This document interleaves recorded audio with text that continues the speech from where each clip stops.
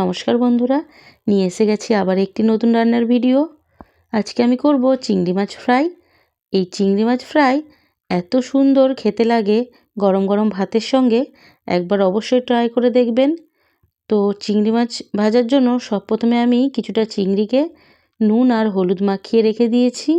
এবার কড়াই গরম করে দিয়ে দেবো সাদা তেল।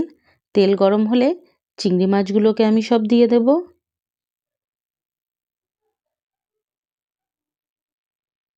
আর গ্যাসের ফ্লেমটা আস্তে দিয়ে কম আঁচে এগুলোকে একটু আমি কিছুক্ষণ ভেজে নেব।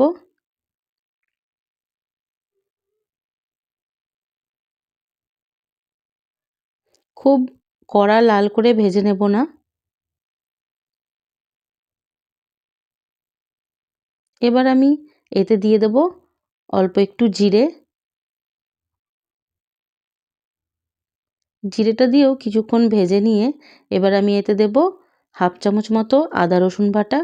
আদা রসুন বাটাটা দিয়েও আমি এটাকে বেশ কিছুক্ষণ নাড়িয়ে নেব, যতক্ষণ না পর্যন্ত রসুনের গন্ধটা যাচ্ছে।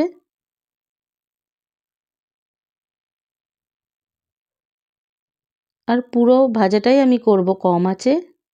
এবার আমি এতে একটু মোটা মোটা করে কেটে রাখা পেঁয়াজ আর কাঁচা লঙ্কা কুচি দিয়ে দেব, আর খুব ভালো করে আবার একটু মিশিয়ে নেব।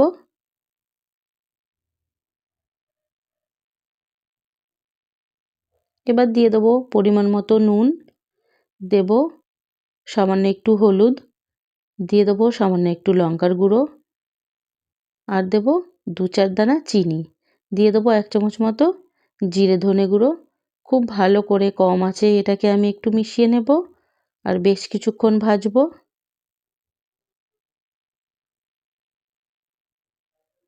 এবার কিছুটা ধনেপাতা আমি একটু কুচিয়ে দিয়ে দেব, আর দেব সামান্য একটু লেবুর রস।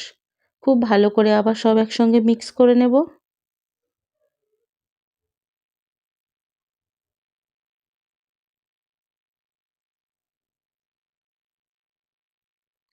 এতে দিয়ে দেব 1 চামচ মতো, ছোটো চামচের 1 চামচ মতো চিকেন মশলা। এই মশলাটা দিয়েও খুব ভালো করে মিশিয়ে নিয়ে 1 থেকে 2 মিনিট মতো আমি এটাকে ঢাকা দিয়ে রান্না হতে দেব।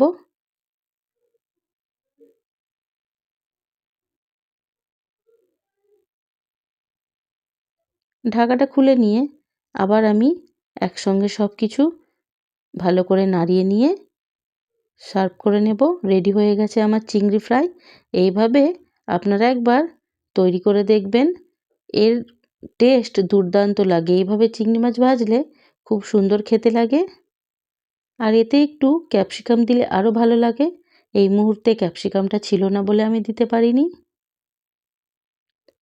দেখুন বন্ধুরা, কত লোভনীয় দেখতে হয়েছে। আপনারাও একবার এইভাবে অবশ্যই তৈরি করে দেখবেন, খুব ভালো লাগবে। আর বাচ্চাদের তো এটা খুবই ভালো লাগবে। ভিডিওটি যদি ভালো লেগে থাকে অবশ্যই লাইক করে পাশে থাকবেন। আর চ্যানেলে যারা নতুন বন্ধু আছেন অবশ্যই চ্যানেলটিকে সাবস্ক্রাইব করে পাশে থাকবেন।